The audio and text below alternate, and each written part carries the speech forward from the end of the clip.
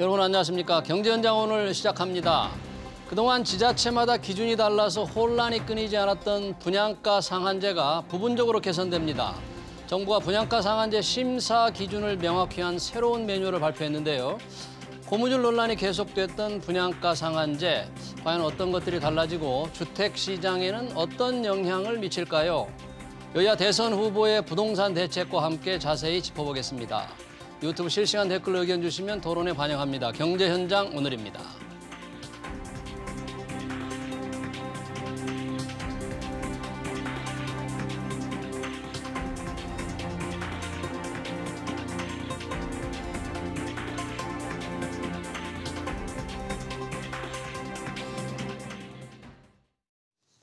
네, 분양가 상한제 개선 방안 토론하기 위해서 두 분 모셨습니다. 김학환 숭실사이버대 부동산학과 교수, 그리고 이재문 창조도시경제연구소장 오셨습니다. 두 분 어서 오십시오. 반갑습니다. 반갑습니다. 네, 저희가 이 분양가 상한제 일부 기준을 국토교통부가 새롭게 마련한 거로 지금 발표가 됐는데요. 우선 이재문 소장님, 이 국토교통부가 지자체에 다 이 분양가 상한제 심사 메뉴를 보냈다는데 우선 이게 어떤 거를 크게 좀 골격이 뭐가 좀 달라진 겁니까? 우선 개요만 좀 설명해 주실까요? 일단 그 분양가 상한제라는 것이 이제 기본 건축비하고 택지비에다가 이제 가산비를 반영해서 분양가를 그 가격 이하로 이제 책정하는 그런 제도잖아요. 예. 그래서 이제 이런 그 제도를 운영함에 있어서 그동안 이제 현장에서 나왔던 아니면 이제 이쪽에서 나왔던 얘기들이 너무 이게 제도 운영의 가격 책정이라든지 이런 부분들이 불투명하다. 그리고 공정하지 않다라는 논란이 지속적으로 되어 왔습니다. 예. 그래서 어떠한 이런 그 공정성의 확보와 어떤 투명성을 확보하기 위해서 어떤 그 기준들을 이제 조금 이제 심사 매뉴얼의 어떤 주요 기준들을 이제 좀 개정한 걸로 좀 보여지고요. 네. 그런 부분에서는 좀 더 제도 절차가 이제 좀 투명해졌다라는 데 좀 환영할 일입니다. 네. 그러다 보니까 이제 많은 재건축이라든지 건축을 앞둔 어떤 현장들에서 이제 조금 이제 기대감이 솔솔 무르익는 것 같은데요. 주된 내용을 이제 우리가 좀 개정 방향을 살펴보면 예. 이제 공공택지의 택지비의 기간 이자를 임의적으로 삭감하는 거를 제한하는 소장님, 겁니다. 우선 이 분양가 상한제라는 게 이제 우리 고객들, 소비자들이 가장 관심이 많은 게 가격이 어떻게 결정되느냐. 네. 들어가서 잘 모르거든요. 네. 요소를 이렇게 어떻게 구분이 됩니까? 분양가가 몇 가지로 이렇게 구성이 돼 있습니까? 주로 이제 본다라면 택지비가 있고요. 택지비. 그다음에 이제 기본형 건축비가 있고 여기에 따르는 가산비. 가산비. 예, 그다음에 이제 기타적인 요소들이 있습니다. 뭐 근데 이제 건설회사는 일반인들이 이제 이익도 이거를 다 있을까요? 이해하기에는 조금 이제 좀 기술적인 측면이 있고요. 예. 이제 큰 틀에서 본다면 택지비와 택지비 가산비 플러스 기본형 건축비 또 건축비에 따르는 가산비. 네. 그다음에 이제 이런 부분들이 주요 논의 대상이라고 보시면 되겠습니다. 그렇군요. 그러니까 쉽게 말하면 땅값에다가 공사비에다가 네. 그 가산비 그리고 짓는 회사들의 일정한 뭐 이익도 들어가겠죠. 그 그렇죠. 안에. 그러면 김학환 교수님, 자 우선 가장 중요한 게 분양가 상한제 가장 비율을 많이 차지하는 게 땅값이잖아요. 네, 그렇습니다. 그러면 우선 이 여러 가지 요소 중에서 이 땅값, 택지비는 이번에 어떻게 바뀌었습니까? 이제 그 택지비의 경우에 이제 우리가 공공택지하고 이제 민간 택지를 조금 구별해서 이제 봐야 되는데요. 공공택지와 민간 예, 그렇습니다. 이제 공공택지 같은 경우에는 이제 종전에는 현재 이제 사실은 택지비를 산정할 때에 거기에 이제 상가나 임대주택 면적까지 포함을 했었어요. 근데 이제 이거를 이제 공동주택만 하나겠다. 원래 이제 공공주택 건설하기 위한 용지이죠. 주가. 예. 그러니까 이제 그런 거고. 그다음에 이제 사업자가 이제 조기에 또 빨리 사업을 하기 위해서 이제 먼저 선납을 하고 택지를 받거든요. 이제 이런 경우에는 이제 좀 할인을 해주는데 네. 그 이제 사실은 할인을 해주면 이제 택지 가격이 할인된 가격으로다가 택지비를 산정했습니다.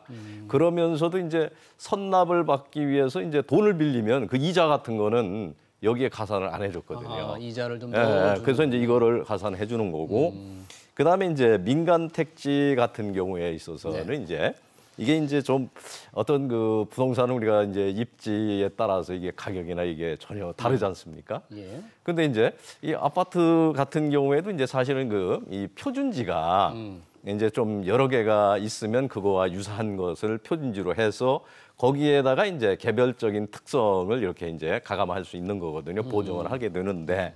근데 사실은 이제 현재 서울 같은 경우는 지자체별로 보면은 이런 그 표준지가 예.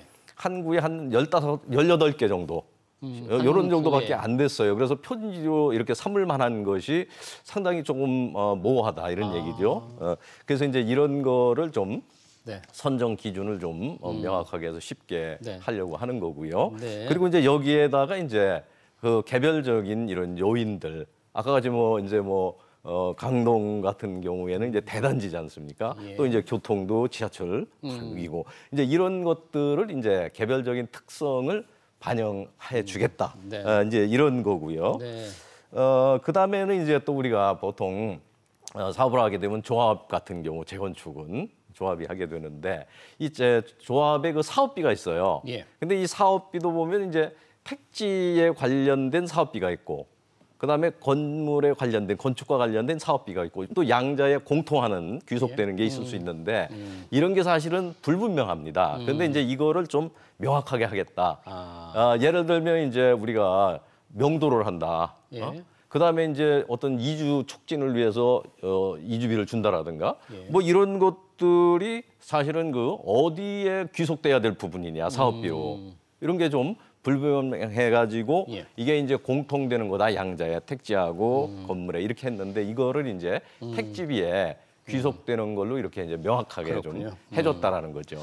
지금 그 김 교수님 말씀 들어보니까 구에 표준지 그러니까 땅값을 정하는 비교 대상이 되는 땅이 이제 뭐 건물이 적다. 그러면 그 동안에 아무래도 상대적으로 제대로 반영이 안 되는 그런 문제가 있었던 거 아니겠어요? 땅값을 제대로 받을 수 없게 이렇게 눌러졌다. 그렇게 볼 수 있나요? 확실하게 현장에서 비교 사례가 있다든지 예. 우리가 예를 들어서 이제 분양가 산정을 하기 위한 작업지 옆에 최근에 분양한 단지가 있다. 아니면 이제 이렇게 해서 분양가가 책정이 돼서 시장 가격이 형성됐다 그러면 비교 대상을 확실하게 찾을 수 있죠.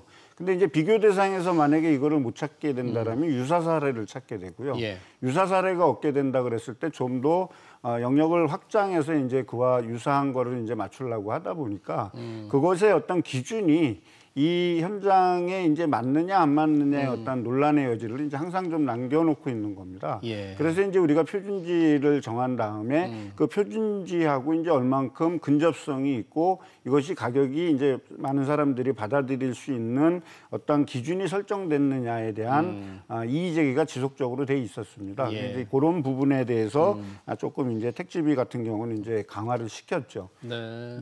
그 택지비 반영률이 조금 더 올라가는 그래서 분양가가 조금 더 올라가는 요인으로 이 제도 개선은 반영이 되겠군요. 꼭 뭐 대부분의 사람들은 그렇게 다 기대를 하고 있습니다. 물론 이제 건설업계도 꼭 그렇게 기대를 하고 있지만 모두에 말씀드렸듯이 제도가 투명화된다라는 거는 반드시 어떤 그 기준이 과거에는 두리뭉실하게 넘어갈 수 있었던 어떤 기준들도 예. 이제는 구체화하고 분명화돼 있기 때문에 이건 개별적으로 좀 따져봐야 될 거라고 생각하고 이제 특히 이제 서울 같은 경우는 이제 되게 지금 핫하지 않습니까? 예. 이런 지역들은 뭐 대부분 이제 어느 정도 분양가가 조금 인상될 거로 보고 있습니다. 아, 그래요. 그러면 이제 택지비가 그렇고요. 또 중요한 게 아까 말씀하신 대로 기본형 건축비, 공사비인데 이 공사비 산정은 어떻게 바뀌었나요? 예, 이제 그 원래 기본형 건축비는 국토교통부에서 매년 그 2차례씩 이렇게 고시를 하거든요. 예. 근데 이제 고시를 하지만은 이제 그 범위 내에서 이렇게 이제 시장, 군수, 구청장 등이 사실은 이거를 임의적으로 좀 가감할 수 있도록 이렇게 돼 있습니다. 임의적으로 조정을 그러니까 임의적으로 조정할 수 있게 돼 있는데 그래서 이제 그거를 기본형 건축비를 깎는 경우도 있는 거죠. 네. 그런 경우도 있었는데 이제 이번에 그런 부분을 좀 이제 임의적으로 이렇게 삭감을 못하도록 이렇게 했습니다. 그래서 만약에 이제 시장군수 구청장이 그렇게 조정을 하려고 한다면 예. 지자체에서도 별도로 고시를 해야 됩니다. 지자체가 별도 그렇습니다. 고시를 예. 하지 별도로 않으면 하지 않으면 임의삭감을 못하도록 이렇게 해놨고요. 예. 그런데 이제 기본적으로 또 이제 가산비에서 네. 그 가산비를 이제 아예 이거를 인정해 주느냐. 그러니까 이제 사업자가 제출한 비용이 되겠죠. 설계 비용. 이거를 인정을 해 주느냐, 아예 인정을 안 해 주느냐, 또는 조정을 할 거냐 하는 이런 항목을 명확하게 했습니다. 그래서 예를 들면은 법령상에서 전혀 재량의 여지 없이 재량 여지가 없이 사업자가 낸 비용을 그대로 인정해 주는 항목. 또 이제 이걸 아예 인정을 안 해 주는 항목. 그다음에 이제 조정할 수 있는 항목. 그래서 이제 조정하는 경우에는 이제 사업장별로 여러 여건이라든가 심의를 거쳐 가지고 이거를 이제 조정을 공종별로 이렇게 할 수 있도록 조정을 그렇습니다. 예, 예. 뭐 이렇게 이제 좀 바뀌었죠. 네, 우리 시청자들은 조금 그 가산비 조정을 공종별로 한다는 게 조금 어려울 것 같은데 뭐 공사별로 조정률을 좀 달리한 거를 딱 정해놨다 그런 뜻인가요?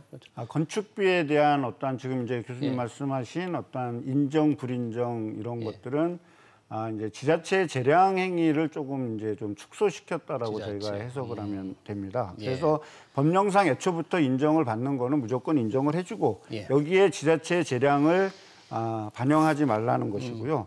불인정한다는 것도 마찬가지죠. 그래서 이런 재량 행위를 이제 상당 부분을 이제 축소시켰다라고 이제 보게 되면 이제 우리가 다르게 해석한다 그러면 지자체의 어떠한 재량 행위로 인해서 건축주 입장에서는 상당히 손해를 볼 수도 있고 사업 자체의 어떠한 이익 확보가 이제 어려워질 수 있는 부분들이 있고 또한 이런 것들을 보완하기 위해서 필요 이상의 기간이 소요될 수 있는데 이제 이런 것들을 좀 축소화시켜서 네. 어떤 사업 주체들이 사업을 하기에 좀 더 명확하게 명확한 가이드라인을 제시해서 그 기준에 맞춰서 이제 신청을 하라라는 어떤 그런 의도로 해석이 됩니다. 네. 예, 이 소장님 말씀에 좀 보완해서 말씀을 드리면 이제 이런 겁니다. 우리가 이제 사실은 그 택지를 이렇게 이제 사업자는 이제 LH나 이런 데서 사잖아요. 예. 그렇죠? 매수를 해서 여기에 이제 사업을 진행하는 거죠. 건축을 하는데 우리가 이제 사실은 이렇게 건축 공정을 보면은 굉장히 단계가 여러 단계로 이루어졌어요. 예. 그 이제 사실은 마지막에는 이제 조경이지 않습니까? 조경으로 이렇게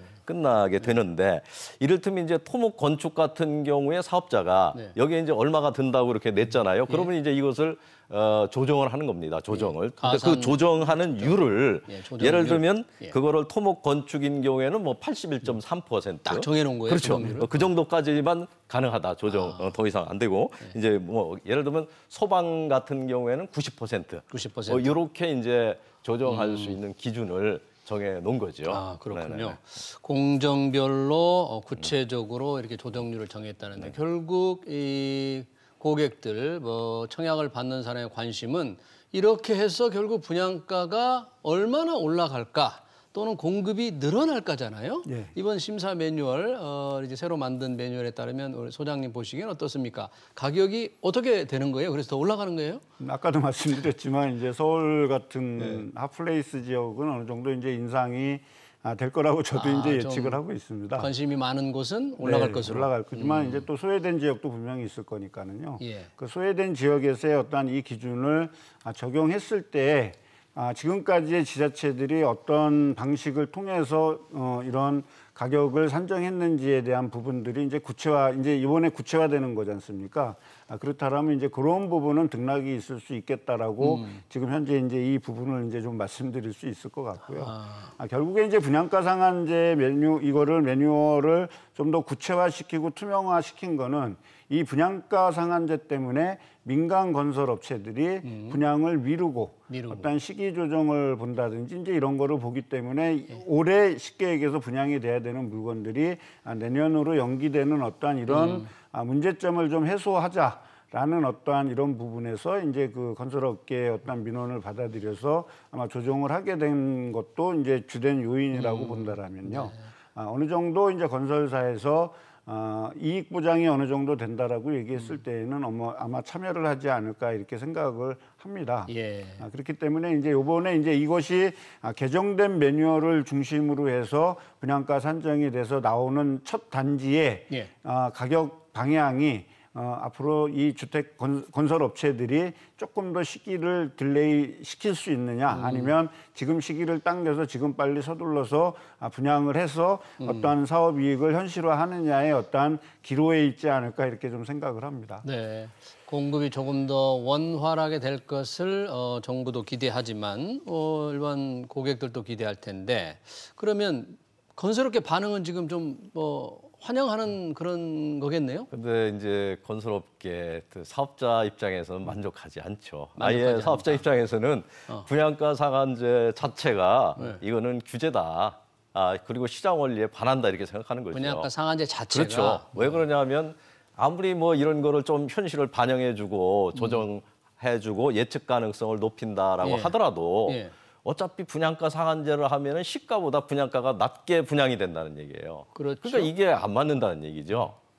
그래서 이제 그런 입장을 취하고 있지만 다만 이제 이렇게 사업하는 이제 조합 같은 데서 재건축 이런 경우에는 그래도 조금 이제 낮이지 않았느냐. 그러니까 이제 좀 사업 추진을 그래도 일반 분양이 그래도 분양가가 아예 뭐 만족스러운 수준은 아니지만 그래도 상향될 것이기 때문에 빨리 이렇게 추진을 해야 되겠다라는 생각은 할 수 있습니다. 뭐 건설업계가 그렇게 만족스럽지는 않지만 그래도 이제 환영하는 목소리가 나오는데 지금 관심이 있던 게 강동구, 서울 강동구 둔촌동의 둔촌 주공 아파트. 이 무려 12,000가구가 넘잖아요. 그 문제를 놓고 분양가 놓고 굉장히 티격태격했는데 이번 새로운 매뉴얼과 강동 둔촌동 주공 아파트의 진척과 좀 연계가 있습니까? 좀 빨라질 수 있습니까? 어떻습니까? 어쨌든 뭐 조합에서는 제가 알아본 바에 의하면 조합에서는 내년 2월에 일반 분양을 하겠다라는 어떤 거를 그 둔촌 주공 조합 소식지에 이제 뭐 발표를 한 것 같습니다. 내년 2월이에요. 그렇게 된다 그러면 큰 이변이 없는 한 2월을 예정 분양일로 본다라면 아마 이제 12월 안으로 어떤 분양가에 대한 어떠한 협의를 거쳐서 이제 아마 12월쯤에 이제 분양가 심사를 신청할 걸로 보여지죠. 아마 이 부분이 건설업계라든지 많은 분들이 이제 여기에 주목하고 있을 거라고 이렇게 생각을 합니다. 근데 이제 1년 전에 이 둔촌동이 사실 뭐 성면이 나와서 철거하는 데도 많은 문제가 있었고 단군 일의 최대 사업장이라는 부분도 있었고 그 12,000세대 중에서 일반 분양분이 무려 4,700세대입니다. 하나의 우리 단지가 새로 들어오는 규모의 이상이니까 사실 둔촌주공 이 한 단지만 놓고 보더라도 작은 규모의 도시라고 할 수 있겠죠. 있겠네요. 그러다 보니 많은 분이 이제 여기에 관심이 돼 있고 여기에서 이제 얼마를 분양가로 책정이 될까가 이제 상당히 이제 많은 분들이 희망을 갖고 있는 것 같습니다. 근데 이 분양가 자체가 이제 1년 전에 그 조합원 분양가 희망 분양가가 얼마였냐면 3,550만 원이었죠. 1년 전 조합원의 1년 전 조합원의 희망 분양가가 3,550만 원이었고 이것이 이제 2020년 7월에 허그에서 고분양가 심사를 한 결과 분양가가 얼마가 나왔냐면 2,978만 원 정도가 나왔습니다. 이것 때문에 조합이 조금 내용도 적었고 조합원이 새로운 집행부로 이제 교체가 됐죠. 어쨌든 이번에 분양가 상한제 규제를 이 매뉴얼을 만든 이후로 다시 이제 조합원들의 어떤 기대 심리가 상당히 지금 좀 상승하고 있는 것으로 지금 나타나는 것 같습니다. 그래서 아마도 한 3,700만 원에서 4,000만 원, 또 어느 분들은 4,000만 원 이상을 받을 거라고도 이제 예측을 하는데 이 정도에서 이제 가격을 신청하지 않을까 이제 이런 얘기들이 지금 많이 설왕설래가 되고 있습니다. 분양가 상한제 적용을 받게 되는 거죠, 어찌됐든. 그래서 3평당 3,700만 원에서 4천만 원 선. 그리 되면 이 지역 조합원들이 이른바 가까이 있는 거 비교하는 아파트가 있잖아요. 그런 시세에 비해서 어느 정도 수준일까요, 그러면? 그래도 아마 주변 시세로 따지면 시세보다는 조금 낮은 수준이라고 생각이 됩니다. 그쪽에서는 이제 뭐 송파구에 있는 올림픽 선수촌과 비교해서 분양가를 우리는 정해야 된다. 그래서 상당히 좀 높게 정해야 된다는 게 있는데 그래서 4천만 원 이상 얘기가 나오나요? 그래서 4천만 원이 이제 넘게 되면 여러 가지 문제가 있습니다. 그 조합도 상당히 머리가 아플 거고, 또 이제 분양가 심사를 하는 이제 기관도 상당히 이제 머리가 아플 수밖에 없는 왜요? 게 왜 머리가? 평당 4천만 원 분양을 하게 되면은 34평이나 32평 기준으로 보면 가격이 9억 원 이상이 돼 버리거든요. 그렇죠. 9억 원 이상이 돼 버리면 특공도 규제를 받을 거고, 그다음에 이제 청약을 통해서 이제 당첨되신 분들의 어떤 대출 문제라든지 이제 모든 문제들이 있기 때문에 아마 이런 것들을 종합적으로 고려해서 분양가가 책정이 돼야지 단순하게 우리는 많이 받을 거야라고 한다 그랬을 때에는 상당히 또 이제 혼선이 있지 않을까 이렇게 생각합니다. 근데 조합 입장에서는 당연히 분양가를 높게 책정해서 많이 받게 되면 사업비가 그만큼 많이 들어오기 때문에 혹여나 있을 분담금의 문제라든지 아니면 이런 문제들이 있을 수 있기 때문에 많이 받기를 원하지만 이제 새로운 조합 집행부가 이제 이런 부분을 얼만큼 갈무리를 해서 이제 결론을 만들어낼지가 이제 지금 이제 우리가 앞으로 한 달 반 정도면 이제 모든 게 다 윤곽에 나올 것 같거든요. 이제 그런 과정에서 이제 좀 지켜보시면 앞으로 분양가 심사를 통한 어떤 이 매뉴얼이 어떤 식으로 바뀌었다라는 게 이제 현장에 직접적으로 응용이 되는 어떤 사례다 보니까 다른 현장들도 이제 아마 예의주시할 거라고 보고 있습니다. 대규모 단지로서는 뭐 지금 초미의 관심이겠네요. 새로운 매뉴얼이 어떻게 적용이 돼서 가격이 결정될지. 또 이 분양가 상한제 관련해서 지금 대장동 개발 특혜 의혹과 관련해서 개발이익을 환수하는 어떤 장치 하나로 민관 공동으로 이렇게 분양하는 경우, 뭐 공공 비율이 50%를 넘으면 분양가 상한제를 적용한다. 이건 어떤 의미가 있는 건가요? 예, 근데 이제 사실은 이제 우리가 공공택지와 이제 공공택지 예의 택지에 대한 이제 좀 구별을 해야 되는데요. 이제 사실은 이제 이 대장동 같은 경우는 이제 도시개발법에 의해서 택지가 조성된 거거든요. 그런데 이제 이 도시개발 사업에 의해서 택지가 조성된 경우에도 공공택지에는 들어갑니다. 다만 이제 그 사업자가 국가나 공공단체, 공공기관이어야 되고 이게 민관과 이렇게 합동일 때는 그건 공공택지에 안 들어가는 걸로 주택법에 돼 있어요. 규정이. 지금은. 그래서 이제 공공택지였으면 당연히 이제 분양가 상한제가 됐을 건데 이게 안 된 거죠. 그래서 이제 이게 민관이 이렇게 해서 관이 50% 정도 이렇게 출자를 하면 이것도 이제 그렇게 하면 수용까지 할 수 있는 권한을 주는데 그럼에도 불구하고 이거를 공공택지가 아니다라고 분류해서 분양가 상한제 적용을 안 하는 거는 이번 대장동은 그렇게 적용이 안 된 거죠. 그렇습니다. 이제 그래서 그런 걸 개선하겠다는 거고요. 근데 사실은 이제 이 분양가 상한제는 국토부 장관이 지정하는 거기 때문에 사실 공공택지가 아니라도 하더라도 주택가격 상승의 우려가 있거나 이러면은 주거정책심의위원회 심의를 거쳐가지고 지정을 할 수가 있어요. 지정을 할 수 있습니다. 그래서 그런 건데 어쨌든 도시개발 사업의 경우에는 그렇고 이제 그러다 보니까 이제 여러 가지 또 개발 이익을 이제 제한하기 위해서 그 민간 사업자 이윤을 뭐 택지 개발과 같은 이런 수준에서 6%에서 10%로 제한하는 이런 의원 입법들이 발의되기도 하고 있습니다. 그러나 이거는 조금 또 약간 문제가 있어요. 너무 이러면은 이건 민간이 그래도 어느 정도 이익이 돼야지. 그리고 또 장기간에 걸쳐서 사업이 진행되는 건데 개발 사업을 안 한다라는 거죠. 그래서 이제 이런 것들이 여러 가지로 이제 사실 고려될 필요는 있는 거죠. 근데 요번에 이제 그 대장동 문제와 관련해서 결부가 된 거는 도시개발 사업에 의해서 그렇게 민관이 합동으로 해서 조성된 택지가 공공택지가 아니었고 또 그러다 보니까 분양가 상한제가 적용되지 않았다라는 게 이제 문제가 됐던 거죠.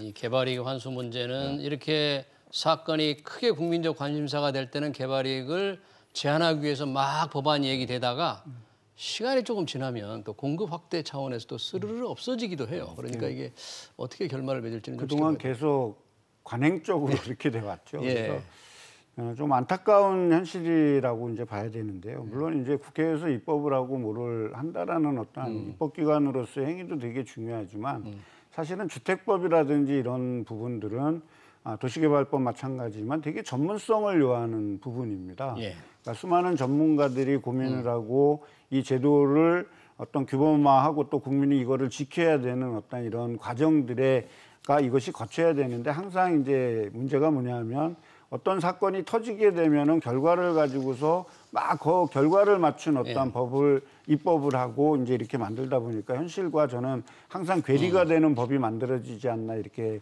생각을 합니다. 알겠습니다. 또 대장동 케이스 같은 경우는 사실은 민관합작이라는 어떤 최초라는 케이스다 보니까 당연히 많은 사업을 추진하는 데 있어서 허점도 있었을 거고 미처 발견하지 못한 점들도 상당히 많았는데 이거를 어떤 거를 법을 개정해서 우리가 이거를 앞으로 만드는 어떤 현장에서 그렇게 할 거야라고 해서 모든 거를 다 옥죄한다라면 그렇죠. 공공은 어느 정도 담보가 될 수 있을지 모르지만은 많은 수요자들은 또 민간에서의 어떤 지어진 어떤 이런 주택을 또 찾는 어떤 경우가 있기 때문에 저는 입법도 공공과 민간이 어느 정도 저울 균형의 추를 맞추는 어떤 주택 공급을 전제로 하고 입법도 돼야 되고 개발이익 환수도 돼야 되고 또한 여기에 또 주거복지 차원으로 해서 공공이 임대주택을 좀 더 폭넓게 짓는 어떤 이런 쪽의 어떤 법률이 좀 만들어졌으면 하고 바라봅니다. 예, 뭐 대장동 관련해서 개발이익 환수 논란은 저희가 좀 따로 시간을 내서 논의해야 될 것 같고요. 오늘 분양가 상한제 관련해서 토론은 어느 정도 진행이 됐고 우리 마지막으로 이재명 더불어민주당 후보, 윤석열 후보의 부동산 대책 과연 핵심적인 게 뭔지 그 대책의 장단점은 뭔지를 좀 두 분께 이렇게 짧게 드려야 될 것 같습니다. 오늘 김 교수님부터 좀 부탁합니다. 우선 뭐 이게 아주 우연의 일치지만은 공급을 250만 원을 하겠다는 건 똑같아요. 두 분 다. 예, 그렇죠? 그렇습니다. 근데 이제 그 내용이 이제 이재명 후보 같은 경우에는 이제 기본주택에 입각해가지고 장기 이제 임대주택을 중에서 이제 많이 공급하겠다는 거고. 그다음에 이제 윤석열 후보는 이제 어떻게 보면은 이제 좀 장기 모기지형의 이제 일부 내고 장기로 저리로 갚아가는 이런 거를 이제 또 이렇게 분양하는 것을 많이 또 공급하겠다 뭐 이런 점에서 차이가 있고 아무래도 이제 이재명 후보는 규제가 좀 강화될 거다. 공공이익 같은 거, 뭐 개발이익 환수 이쪽으로 가게 될 거고 그리고 또 상대적으로 윤석열 후보는 이제 좀 그런 거를 규제를 완화하는 쪽으로 가겠다 이렇게 이제 대별이 되고요. 그리고 또 덧붙여서 말씀드리면 사실 이번에 분양가 이 상한제를 손을 본 거는 분양가 심사에서 대해서만 우리가 쭉 말씀을 드렸는데 이거 외에도 사실은 사전 청약을 확대하기 위해서 그러면 이제 그렇잖아요. 사전 청약을 확대하게 되면 이제 추정 분양가가 이제 나오게 되는데 이거를 검증하기 위한 거 이런 절차를 마련하는 거에도 주된 내용이 있는 겁니다. 사실은 추정 분양가 검증 매뉴얼. 검증 이 절차를 마련하고 하는 것도. 알겠습니다. 어쨌든 두 후보가 똑같이 200만 원 이상을 져준다고 하니 다음 정권은 누가 되든지 250만 원 이상. 그러니까요. 다음 정권은 누가 되든지 간에 주거 안정에 상당한 기여를 할 겁니다. 네. 이번 문재인 정부에서 뭐 많은 부동산에 대한 논란, 정부 신뢰의 문제, 많은 문제점을 남기도 했지만 어쨌든 공식적으로 발표된 게 200만 원 이상의 어떤 주택 공급을 하겠다라고 얘기했고, 그다음에 이제 이 두 분들도 이제 250만 가구를 공급하겠다라고 얘기했으니 한 10년 동안은 500만 가구가 공급되는 거 아니겠습니까? 주거 복지 또는 어떤 주거 안정성의 어떤 획기적인 계기가 될 수 있다라고 생각하는데 제가 한 가지 당부 드리고 싶은 거는 두 분이 누가 되든지 그거는 이제 국민들이 선택하시겠지만 제발 이 주거 정책만큼은 경기 활성화를 위한 수단으로 삼지 않고 초심을 잃어버리지 않고 꾸준하게 공급을 해줬으면 하는 바람입니다. 이것이 결국에 국민의 주거 안정성을 극대화시킬 수 있고 주거 복지를 실현하는 방안인데도 매번 정부는 이런 부분에 있어서 국민을 많이 배신했죠. 이번에는 좀 안 그러기를 바랍니다. 경제 활성화 수단으로 부동산이 이렇게 활용되지 않고 꾸준하게 공급을 계속했으면 좋겠다 그런 얘기네요. 물론 두 후보의 아직 공약, 약속이 과연 어느 정도 실현이 될지 좀 지켜보겠습니다. 부동산 분양가 상한제 토론 시간 관계상 여기서 마치겠습니다. 지금까지 이재문 창조도시경제연구소장 그리고 김학환 숭실사이버대 부동산학과 교수였습니다. 두 분 고맙습니다. 네, 고맙습니다. 네.